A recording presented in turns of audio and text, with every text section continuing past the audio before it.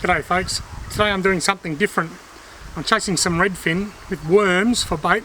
I saw somebody on Facebook the other day ask, can you catch redfin on worms? Absolutely you can, they're one of the best baits of the lot.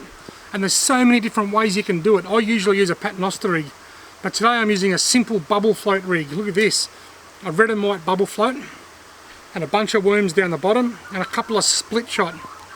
You might think, why have you got split shot sinkers on with a bubble float? Why put something that sinks on with something that floats? There's two reasons.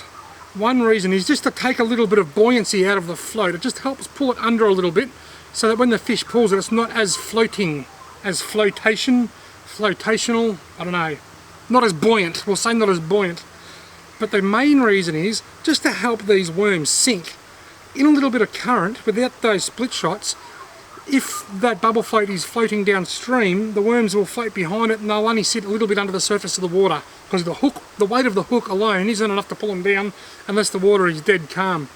But while it's moving slowly like it is here, I put those two little split shots on, they help the bait sit under the float and they take a little bit of buoyancy out of the float. I'll cast this out, I'll watch.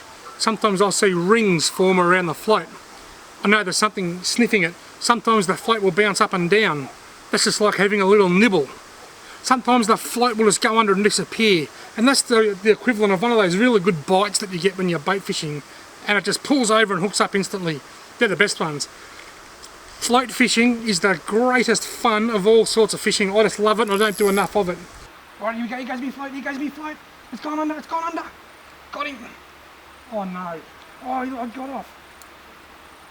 I actually thought he was a really small fish. It turns out he got off. He wasn't a big fish, but it was big. Here we go. So I've got a bite in his back. Got him. Oh, this is a better one. There we go. Look at that. That's not a monster.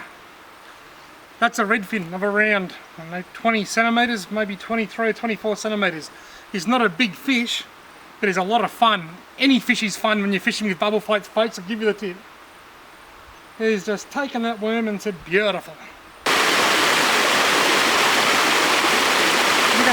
He floats just gone under. Here we go, got him. Oh dear. Look at that. The plan worked.